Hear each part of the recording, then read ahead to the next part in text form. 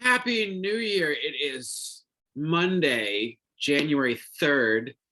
And it's been made public in filings that Trump and Ivanka and Junior have all been subpoenaed by Tish James. That's very exciting. They're obviously going to fight it. Trump is already suing to block this entire civil suit from her, calling it a witch hunt.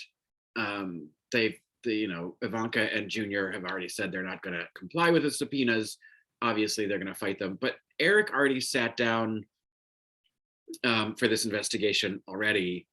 I don't know what kind of precedent they're going to possibly be able to come with to get out of it. I mean, they can delay, but hopefully the fucking court system gets this resolved quickly enough and forces them to sit down. If they still, if the court says the subpoena is valid and they have to comply and they don't comply, they better fucking be arrested. Because I've had enough of this shit. I think in 2022, we need to just stop with the being nice about it all and just fucking do it. And that goes with the anti-maskers and the anti-vaxxers. You know what? Fuck you. Just fuck you. I'm done. We're coming into our third year of this fucking thing. Just get it and get out of the way, or just do the right thing. Just fuck you. Anyway, I just wanted to share joy that there actually is progress in some sort of justice being, well,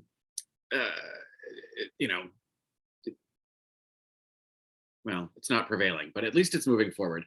In other news about the maggots, the Marjorie Taylor Greene got kicked off Twitter, which I think is kind of hilarious, but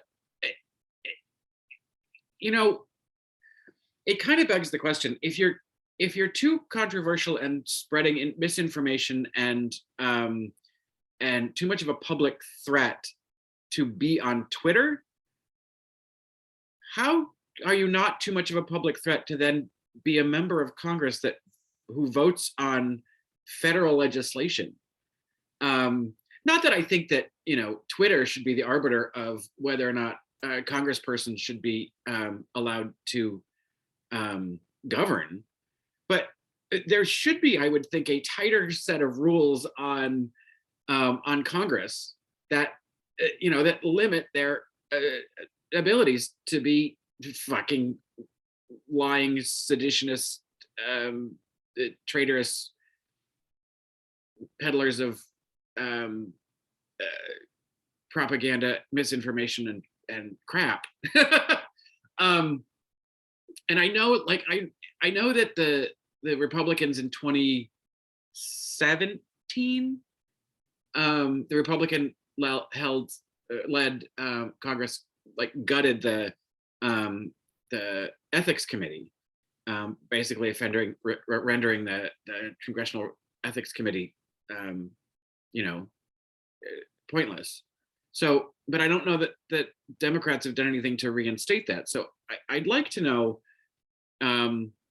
where are we with allowing, I know Marjorie Taylor Greene has been stripped of all of her committees, but she can still fucking vote on legislation that is clearly, antithetical to progress or the betterment of anyone in the United States, let alone her own constituents. If fucking Twitter says she's a detriment to, the audience at large, then you would think that she's can't exactly be an asset in Congress. So, in addition to all the other things that we need to be doing, we need to be looking at what is the minimum, behavior for a congressperson to be allowed to just to stay and govern, and be allowed to have a vote. Anyway, so those things are fun. And then I didn't want to do a whole episode just on this, but the New Year's Eve thing is really funny to me.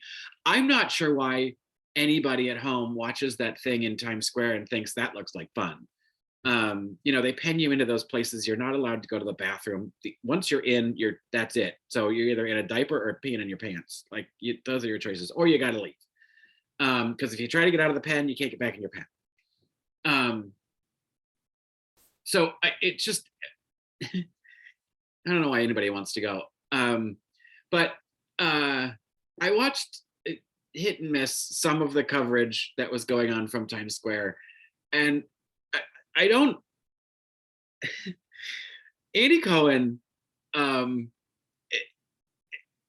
is a disaster on that program. I get the whole thing, it's fun and it's irreverent, but I miss, like, Kathy Griffin was fun and irreverent, and she doesn't even really drink, so she was just her being her, doing her stuff, and she was fun doing it. And watching Anderson sort of cringe through it was fun to watch. Now Anderson sort of giggles and has to rein in his drunk friend, who is just saying mean things. They may not necessarily be inaccurate, but it's interesting that he was so insulting of Ryan Seacrest, telling people that if you're watching ABC, you're watching losers. When Andy Cohen is a friend of Kelly Ripa's, and Kelly Ripa and Ryan Seacrest are friends, and I would think that there's some sort of got to be something going on. I would love to know what those text messages are like, behind the scenes. Anyway, and so I thought it was pretty rude and just kind of a disaster. Like, he wasn't entertaining, and he's just yelling. He's so fucking loud. He's like a taller white version of Kevin Hart. He's just the yelling. Take it down a little, Andy. And then and poor little pocket-sized Ryan Seacrest. There isn't really a lot about him that demonstrates that he's a human being. I don't know if you ever watch him in the morning on that show with Kelly Lee, but like, I've never seen someone who's that successful and reached that stage of life in his mid 40s be so completely unaware and oblivious of how life works. I mean, I've seen people who grew up with money, who have a lot of money, and people who have a lot of power, and they sort of they were sort of handed that those blinders. But this guy grew up in like suburban Atlanta, and he has zero idea how to be an adult human being. It's terrifying, really. And you gotta wonder, like, I guess when you're that singularly focused about your career, you can be really successful in one area and just not have a fucking clue how life works. But yeah, it's really kind of, sometimes it's entertaining, but it's mostly kind of pathetic. Anyway, sorry, Kelly Ripa. I think you're a delight. And all of your other friends seem really nice. I can't figure out, other than the fact that you refer to Ryan Seacrest as one of your other children, because he clearly, I think Kelly Ripa's children probably have more adult and human experience and emotional maturity than little pocket Ryan Seacrest. Anyway, that's what's on our mind today. Subpoenas, Twitter suspensions, and an appeal to put Kathy Griffin back on New Year's Eve. Find a channel. HBO. Do a New Year's Eve show. Get her out there. Happy New Year.